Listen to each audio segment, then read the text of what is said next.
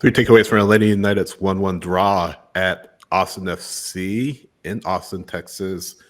Little MLS After Dark action for you guys. Sydney, Tyler, and Tommy with you as we wrap up the match and look back at what we just saw happen in Austin. Let's get right into it. Takeaway number one, smash and grab. Jamal Thiare comes in, Saba comes in, and right off the bat, not right off the bat, but they ultimately produced the equalizer for Atlanta United. And at this stage in the game, guys, you have to at least take what you can get. I tweeted out right after the match, and I'll take it. And I feel like a lot of Atlanta United players and fans will say the same thing. Yeah, it isn't a win. I mean, you still 7 in a row winless, but this I think at least gives you a little bit of momentum as you head into the weekend against the Philadelphia Union. Well, takeaway 2 for me. Where was Saba?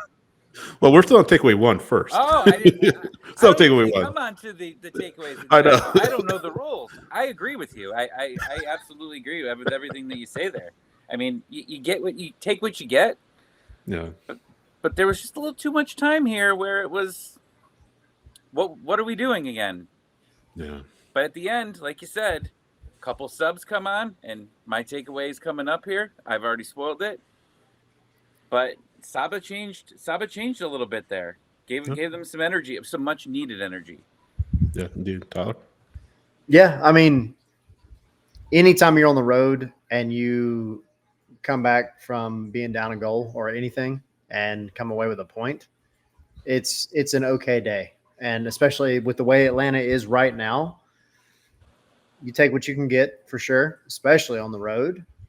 But now you got to take that momentum and bring it back home. You've got to go play a really tough team in Philly in a couple of days. And this was a good result, all things considered, especially the way that they played for about half the match. Subs coming in, making a difference, et cetera, et cetera. There are definitely positives to take from the match. This can't be a one and done situation, though. You've got to take this and bring it back home with you. Right, definitely. So takeaway number 2, and Tommy kind of gave it away. Saba Lobjanitsa, again, that's starting for Atlanta United. Be interesting to hear what the reasoning was for that decision by Ronnie Dyla. Of course, comes in later in the match, and again, credited with the assist on Jamal Thiare's goal. By the way, great chip forward by Miguel Monroe. Kind of thinking, oh my gosh, is this offside? That very much onside. Ball goes to Saba. Saba gets it over to Jamal, and Jamal scores. But questions about Saba Lobjanitsa. We talk about his heart. We talk about his performance. Talk about how he really fills the badge for Atlanta United every time he hits the pitch. And now, not in the starting 11 for Atlanta United once again. So the question is he not in Dyla's plans? Is a move in the offing for him?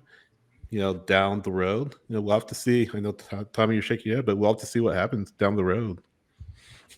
I was shocked because we saw the lineup on Saturday, and we saw Brooks Lennon up there on the right. Okay, there's a midweek game. Calm down. There's nothing to overreact to. We're okay. We'll see him in the starting lineup on Wednesday. And then when I saw that lineup and you were reading it out loud, thinking to myself, why didn't you say Saba? Did I miss it? Did I black out? No, he's not there. So you would think if they were trying to save him for if he's not playing, he's going to play on Wednesday. Well, then what's going on? So do we see Saba in the starting lineup Saturday? Because if not, that's going to open up even more questions and make my anger level go from what's probably already here to over where my camera is. Right. But that is what I am going to be thinking about on Thursday and Friday and all day Saturday. Is Saba going to be in the starting lineup? We'll see. Yeah, the way that the team lined up in this one, they're playing 3-4-3 essentially, or 3-4-2-1. I think is kind of what I said in the pre-match show. Regardless, you're playing where you're going to have your wing backs play higher up the pitch. So they're kind of like a pseudo winger, pseudo wing back right in the middle. They have leeway to get forward and backwards. And then you go and you take out, because Brooks Lennon's not playing. He would be the one you would naturally probably put there. But then you put in Matt Edwards. And it's nothing against Matt Edwards. I thought he had a pretty solid night, actually. But Saba is no slouch on defense either because he is completely unselfish in getting back and making the runs to defend. And then we all know how he's going to make the runs and attack. So that part is a little confusing to me. So yeah, I mean, is it a lingering injury? Is it just something at training that's not that we haven't seen, right? Or else we would have reported on it. But like something that's just not clicking with him and Dyla. Is there something else that Dyla's seeing that we're not able to see? I don't know. It's just strange. But I mean, the fact that he came on and was able to make such a difference is a good sign. But I would hate to see Saba relegated to the super sub role because I don't think he deserves. Yeah. And again, we'll wait to hear the decision by Ronnie Dylan on why that was. Takeaway number 3, Matt Edwards coming in for Brooks Lennon, who was injured, and Ronald Hernandez coming out of the left in place of Pedro Amador, who's also injured. I thought they did well for the shifts that they both put in. Edwards, of course, playing the entire bench. So I'm getting really physical with some Austin FC players, which was great to see. And Ronald had a decent shift on the left-hand side. Obviously, doesn't give you the same prowess that Amador gives you when he's in, but all in all, for them at least, a good performance. Not a great performance by either player, but a good performance. If they keep getting the time, we don't know the severity of some of these injuries, but especially with the kids, you need reps.